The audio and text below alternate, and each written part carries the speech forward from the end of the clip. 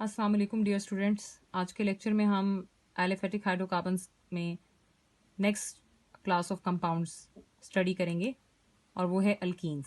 इससे पहले प्रीवियसली हमने अल्केन्स की क्लास को इन डिटेल देखा regarding their preparation, general features, फिर हमने फिजिकल प्रॉपर्टीज स्टडी की। उसके बाद हमने रिएक्टिविटी को देखा कि किस तरह से ये रिएक्शन शो करते हैं।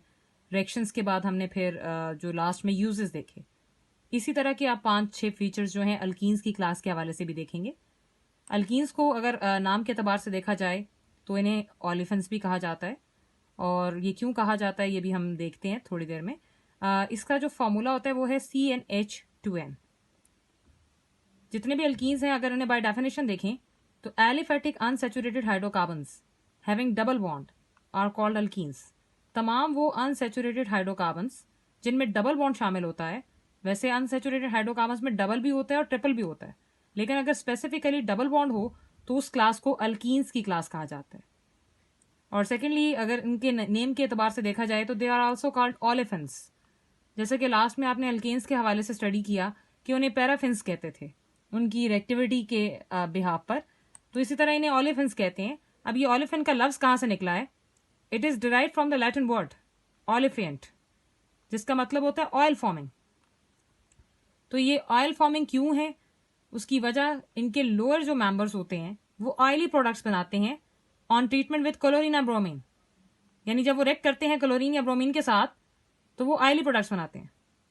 The simplest olefiant is ethene C2H4। Simplest member है जो 2 कार्बन पर मुश्तमिल होता है। Alkenes having 1 double bond are called monoenes. यानी ऐसे अल्कीन्स जिनमें एक डबल बॉन्ड हो उन्हें हम क्या कहेंगे? मोनोइन्स। मोनो का मतलब है 1, इन का मतलब है डबल बॉन्ड।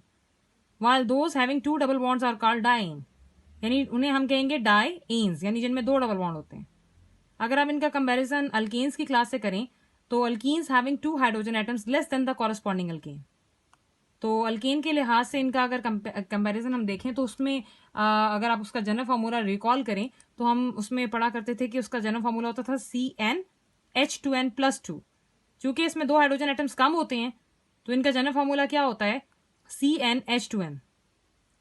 अब इस क्लास को अगर आप देखें तो इसमें कार्बन और कार्बन का जो है डबल बॉन्ड बना हुआ है, बाकी हाइड्रोजन अटैच हैं। और डबल बॉन्ड के बारे में आपने पढ़ा है कि जो एटम्स डबल बॉन्डेड होते हैं उनके अंदर जो भी एटम होगा, लाइक यहाँ पे कार्बन मौजूद है, तो उनकी हाइब्रिडाइजेशन क्या होगी? वो sp2 हाइब्रिडाइज होंगे। तो ये हैं जनरल फीचर्स जिसमें आपको पता होना चाहिए ऑलिफेंस क्या हैं या इसका जनरल फार्मूला क्या है MCQs के पॉइंट ऑफ व्यू से। तो ये आपको रिकॉल रखना है। अब हम देखेंगे कि इनको प्रिपेयर कैसे कर सकते हैं डिफरेंट क्लासेस का इस्तेमाल करके। तो जनरल मेथड्स ऑफ प्रिपरेशन। पहला मेथड है dehydrohalogenation of alkyl halides. Dehydrohalogenation of alkyl halides की अगर हम बात करें तो यहाँ से नेम से ही इंडिकेट हो जाता है, आपने प्रीवियसली अल्केन्स की तैयारी की है, उसकी प्रेपरेशन, उसके रिएक्शन स्टडी की हैं, तो वहां से आपके अंदर अंडरस्टैंडिंग डेवलप होगी है कि आपने कैसे रिएक्टेंट्स को चूज करना है और उस पर कैसे प्रोसेस को अंडरस्टैंड करना है। तो यहाँ पर जो हमारा रिएक्टेंट होगा वो होगा अल्काइल हैलाइड। अल्काइल हैलाइड को बेसिकली RX से इंडिकेट किया जाता है। और इसके बरक्स अगर हम जनरली प्रोसेस देखें जिस प्रोसेस के तहत ये काम होगा वो है डीहाइड्रोहेलोजिनेशन। अब डीहाइड्रोहेलोजिनेशन क्या है? डी कहते हैं रिमूवल को, हाइड्रो कहते हैं हाइड्रोजन को, और हेलोजिनेशन कहते हैं हेलोजन को। और अगर ये आपके पास इस प्रोसेस को ओवरऑल देखा जाए तो removal of hydrogen and halogen है।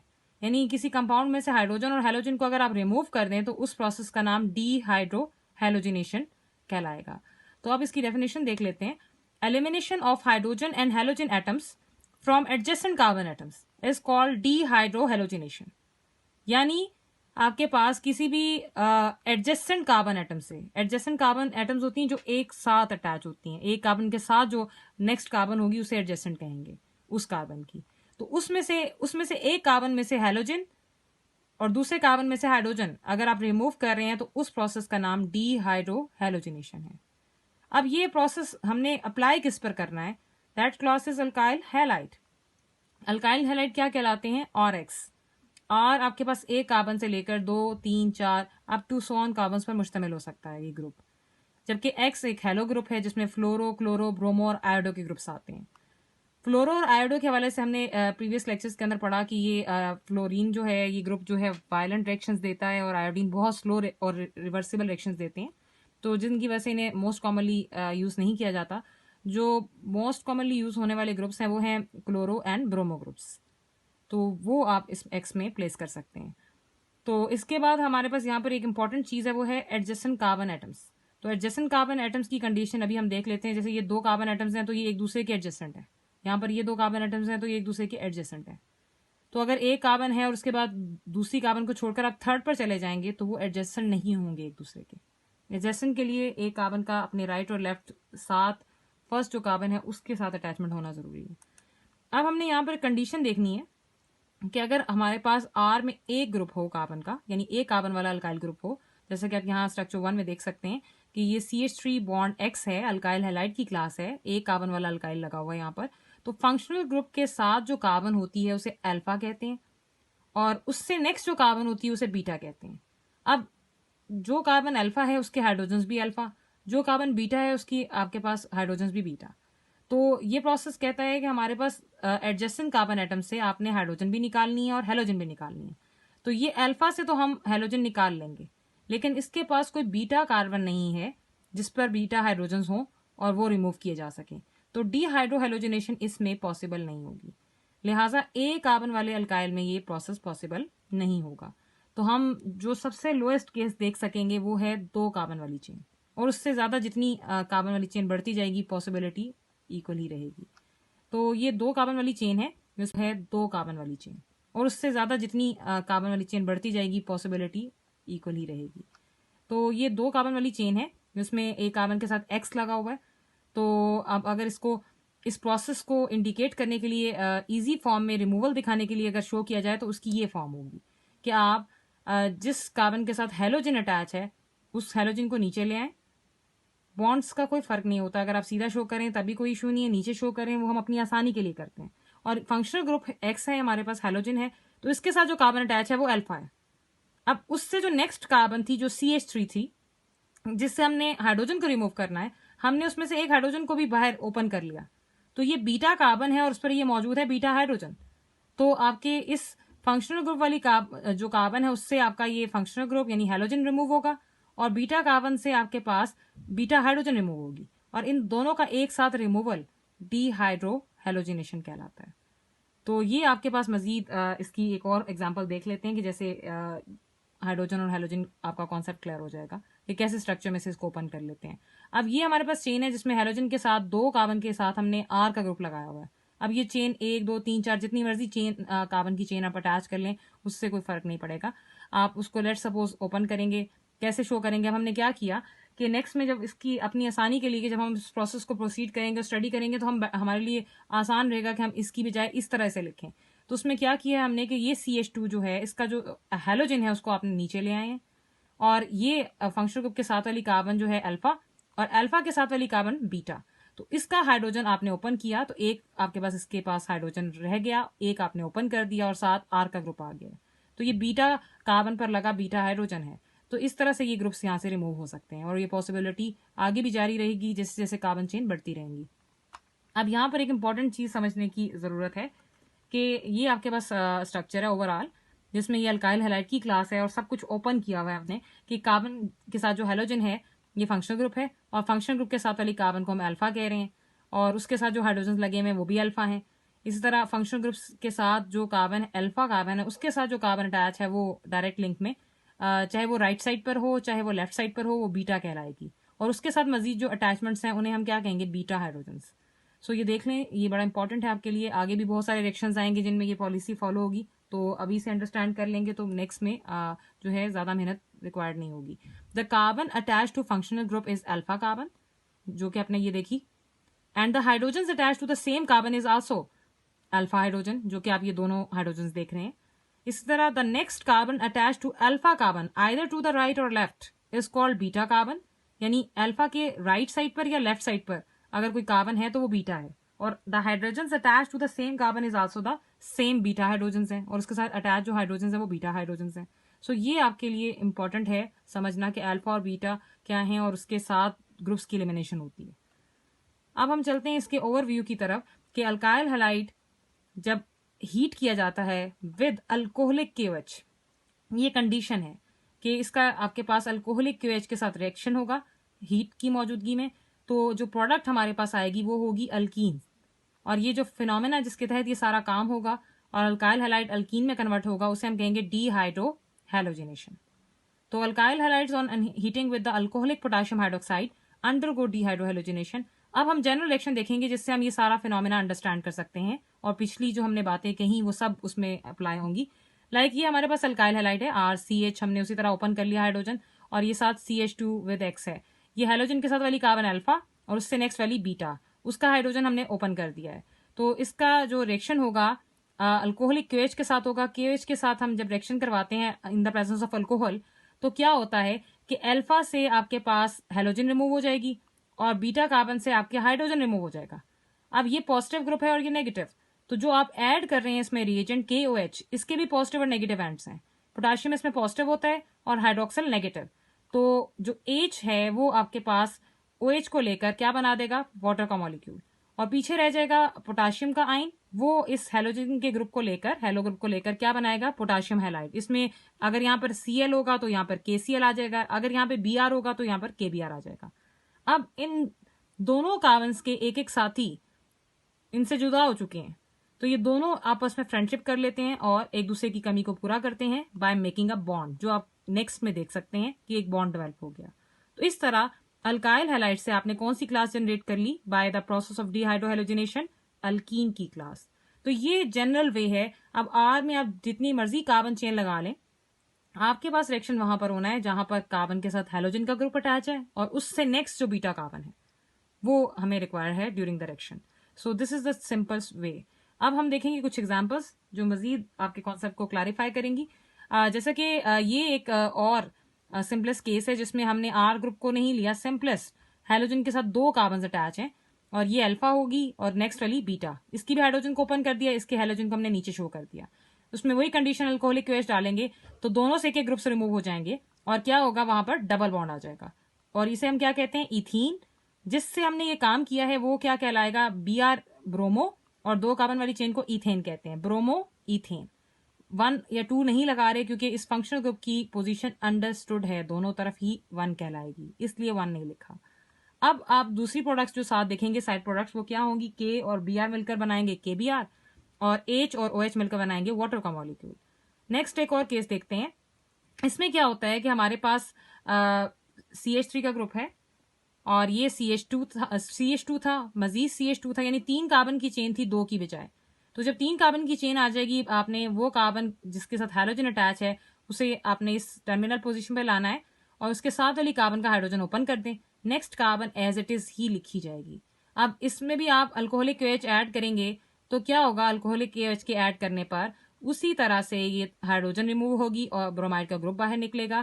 के पोटेशियम का जो ग्रुप है K, वो Br को लेकर बनाएगा KBr और पीछे वो Br को लेकर बनाएगा KBr और पीछे हाइड्रोजन OH के ग्रुप को लेकर वाटर का मॉलिक्यूल जनरेट करेगी और यहाँ पर आपके पास डबल बॉन्ड डेवलप हो जाता है, जिसे हम देख सकते हैं 3 कार्बन वाली chain with 1 double bond 1 propene कहलाता है। और इस प्रोडक्ट का नाम अगर आप लें तो ये बनेगा 1 ब्रोमो प्रोपेन, क्योंकि ये सेकंड पे भी ब्रोमो लग सकता था, इसलिए हमने इसको बाय नंबर इंडिकेट कर दिया 1 ब्रोमो प्रोपेन। सो ये था सिंपल मेथड कि आप डीहाइड्रोहैलोजिनेशन से अल्कीन की क्लास को जनरेट कर सकते हैं। अब इसी चीज को अगर आप प्रैक्टिकली एग्जांपल्स में देखें तो एक्सरसाइज का एक रेलेवेंट क्वेश्चन है, question number 12 part number B, जो इसी कॉन्सेप्ट को लेकर चल रहा है और उसने कुछ फार्मूलाज आपके साथ शेयर किए हैं कि आप इस पर ये अप्लाई करें। तो कॉन्सेप्ट आपने पढ़ लिया है और अगर आप एप्लीकेशन साथ पढ़ेंगे तो ज्यादा अंडरस्टैंडिंग डेवलप होगी। Give structure formulas of the alkanes expected form by the dehydrogenation of the following compounds by a strong base। तो आपने वो स्ट्रक्चर फार्मूलाज देने हैं जो अल्कीन्स हम प्रोड्यूस होते हुए देखेंगे by a strong base by dehydrohalogenation of the following compound.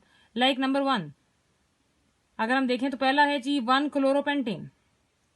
1 क्लोरोपेंटेन की अगर बात करें तो इस पर भी डीहाइड्रोहैलोजिनेशन का ही प्रोसेस अप्लाई होगा। यहां पर ये डीहाइड्रोजिनेशन नहीं, डीहाइड्रोहैलोजिनेशन है। हैलोजिनेशन आपने जहन में माइंड में रखना है। यहाँ से ये मिसप्लेस हो गया है तो कोई इशू नहीं है, आप अंडरस्टैंड कीजिएगा कि डीहाइड्रोहेलोजिनेशन ही है, हमने उसी तरह हाइड्रोजन और हेलोजन को रिमूव करना है। तो लाइक उसने नाम दे दिया आपको एक स्ट्रक्चर का, उसने कहा 1 क्लोरोपेंटेन, तो आप क्या करेंगे, 5 कार्बन की एक चेन बनाएंगे। 1 पर उसने कहा क्लोरो, तो आप इस पोजीशन से 1 ले लें या इससे ले लें, तो हम इधर से ले लेते हैं, तो 1 पर आप क्लोरो लगा देंगे और आप हाइड्रोजन पूरे कर लेंगे। अब जो जहां पे आपने जिस कार्बन के साथ क्लोरो लगाई है वो अल्फा है, उससे नेक्स्ट वाली बीटा है, उसकी हाइड्रोजन एक बाहर निकाल लेंगे। तो ये आपका 1 क्लोरोपेंटेन का स्ट्रक्चर डेवलप हो गया। अब हाइड्रोजन आपने पूरे कर लिए। अब आपने डीहाइड्रोहेलोजिनेशन अगर परफॉर्म करनी है तो आपने क्या करना है, इसमें QH ऐड करना है in the presence of alcohol. और क्या होगा, उसी तरह से ये दोनों बॉन्ड्स ब्रेक होंगे, हाइड्रोजन OH लेकर वाटर का मॉलिक्यूल जनरेट करेगा और पोटाशियम क्लोराइड लेकर KCl बनाएगा। पीछे जो आपके पास बॉन्ड ब्रेकेज से एक बॉन्ड डेवलप होगा डबल बॉन्ड सिस्टम के अंदर, उससे हमारे पास जो चेन आएगी वो 5 कार्बन पर मुश्तमिल है। और पहली कार्बन पर यहां से नंबरिंग जब हम करेंगे, आपने एल्कीन्स का नॉमेनक्लेचर स्टडी किया है, वहां से आपको पता है कि जहां से डबल बॉन्ड को लीस्ट नंबर मिले नंबरिंग वहां से की जाती है। तो जब हम राइट साइड से नंबरिंग करेंगे तो इस स्ट्रक्चर को आपके पास जो नाम असाइन किया जाएगा वो है 1 पेंटीन। तो इस तरह से अगर आपको नेम दे दिया जाए और कहा जाए कि डीहाइड्रोहेलोजिनेशन करें, तो आप उस अल्काइल हैलाइड की क्लास से इजीली अल्कीन बना सकते हैं। इसके एक दो केसेस और भी हैं। सेकंड केस है 2 क्लोरो 3 मिथाइल ब्यूटेन। अगर आप इस स्ट्रक्चर को डेवलप करें तो सबसे पहले कैसे आप करेंगे काम, आप देखेंगे पेरेंट चेन को, ब्यूटेन 4 कार्बन पर मुश्तमिल होता है, आप 4 कार्बन बनाएंगे सीधा। उसके बाद सेकंड कार्बन पर आपने क्लोरो लगा लेना है, नंबरिंग 1 2 3 4 करके, नंबरिंग शो ना भी करें तो आपकी अपनी अंडरस्टैंडिंग होनी चाहिए। सेकंड पर आपने क्लोरो लगा लिया, फिर इसके रिस्पेक्ट से तीसरी कार्बन ये बनेगी जो ब्लू से इंडिकेट की जा रही है, इस पर आप क्या लगा लेंगे, मिथाइल का ग्रुप। मिथाइल का ग्रुप आप नीचे लगाएं या ऊपर लगाएं एक ही बात है, आप नीचे बेशक शो कर दें। फिर आप सारे हाइड्रोजन मुकम्मल करेंगे। अब ये जो कार्बन है जिस पर आपका हेलोजन अटैच है, इसे हम अल्फा कहते हैं। लेकिन इसके साथ अब दोनों तरफ पॉसिबिलिटीज हैं कार्बन की जो डायरेक्ट इसके साथ लिंक में है। तो ये दोनों आपके पास बीटा जो कार्बन कहलाएंगी, और इनके पास अगर हाइड्रोजन मौजूद है तो वो क्या कहलाएगा, बीटा हाइड्रोजन। जो हमारे पास अब इस केस में ये हो गया है कि 2 पॉसिबिलिटीज जनरेट हो सकती हैं। हम चाहे एक इस राइट वाली कार्बन बीटा कार्बन में से हाइड्रोजन रिमूव कर लें या लेफ्ट वाली बीटा कार्बन में से हाइड्रोजन रिमूव करें।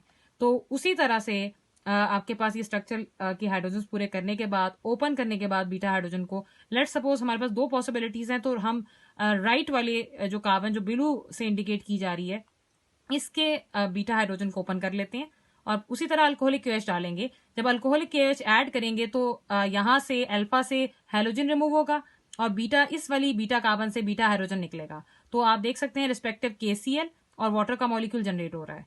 पीछे जो बॉन्ड डेवलप होता है वो आपके सेंटर वाले पोर्शन में डेवलप होगा, क्योंकि इन दोनों एटम्स ने अपने अपने एक ग्रुप की कुर्बानी दी थी। तो अब जो आपके पास स्ट्रक्चर बना डबल बॉन्ड वाला, ये अल्कीन क्लास से ताल्लुक रखता है। बाय नेम हम इसका नेम लिखेंगे तो राइट साइड से करेंगे, क्योंकि राइट साइड से आपके पास डबल बॉन्ड और सब्स्टिट्यूएंट दोनों को लीस्ट नंबर मिल रहा है। तो ये बनेगा 2 मिथाइल 2 ब्यूटीन। इस तरह से हमारे पास एक पॉसिबिलिटी तो ये है कि आपके पास यहां से जो है आप हाइड्रोजन निकाल रहे हैं। दूसरी पॉसिबिलिटी जो इसके साथ यही फॉर्म, ये नीचे वाला जो स्ट्रक्चर है ये भी इसी की फॉर्म है, जिसमें दूसरी पॉसिबिलिटी शो की गई है कि अगर आप इस अल्फा कार्बन जो है उसके साथ जो बीटा हाइड्रोजन है लेफ्ट साइड वाली, अगर उस कार्बन का इस्तेमाल करें, उसके साथ अटैच हाइड्रोजन को रिमूव करें, तो आप क्या देखते हैं कि जब हाइड्रोजन रिमूव होगी तो बॉन्ड कहाँ डेवलप होगा, सब कुछ वैसा ही रहेगा, सिर्फ आपके पास जो है बॉन्ड के डेवलप होने की पोजीशन वो डिफरेंट हो जाती है। अब वो पहले यहाँ पे सेंटर में आ रहा था, अब वो इस जगह पर इन 2 एटम्स के दरमियान बॉन्ड बनेगा। उसी तरह साइड एटम्स KCl और वाटर बनेंगे और प्रोडक्ट का नाम चेंज हो जाएगा, क्योंकि नंबरिंग आप लेफ्ट साइड से करेंगे डबल बॉन्ड को लीस्ट नंबर देने के लिए। तो ये आपके पास सब्स्टिट्यूएंट और ये 1 2 3 पर मौजूद है, तो 3 मिथाइल 1 ब्यूटीन। तो ये 2 पॉसिबिलिटीज हैं, आप जोन सी मर्जी आपके पास पॉसिबिलिटी शो करें, करनी एक है वो ठीक होगी। सो ये आपके पास सेकेंड वे है डीहाइड्रोहेलोजिनेशन का जो हमने स्ट्रक्चर पे अप्लाई किया। तीसरा एक अहम case 1 chloro 2 2 di methyl propane. अगर आप इस स्ट्रक्चर को जो है लिखें तो कैसे लिखेंगे, प्रोपेन का मतलब है 3 कार्बन वाली चेन, और 3 कार्बन वाली चेन में जब आप नंबरिंग करेंगे, लाइक आप इधर से नंबरिंग कर लें 1 2 3, तो 1 पर उसने कहा है क्लोरो लगा लें जो हमने लगा लिया है। 2 पर 2 दफा 2 पर उसने मिथाइल का ग्रुप कहा है जिसके लिए डाई मिथाइल का लफ्ज इस्तेमाल हो रहा है, तो ये कार्बन है नंबर 2 जिसके ऊपर और नीचे दोनों तरफ आप मिथाइल लगाएंगे। स्ट्रक्चर अब हमारा कंप्लीट हो गया। उसी तरह हम इसमें अल्कोहलिक KH ऐड करेंगे। अब फंक्शनल ग्रुप के साथ वाली कार्बन है अल्फा, लेकिन अल्फा के साथ वाली कार्बन है बीटा, लेकिन बीटा कार्बन के साथ डायरेक्ट लिंक में कोई हाइड्रोजन नहीं है। दोनों तरफ ऊपर नीचे और लेफ्ट साइड पर डायरेक्ट कार्बन के साथ डायरेक्ट लिंक में कोई हाइड्रोजन नहीं है। दोनों तरफ ऊपर नीचे और लेफ्ट साइड पर डायरेक्ट इसका ताल्लुक कार्बन के साथ है।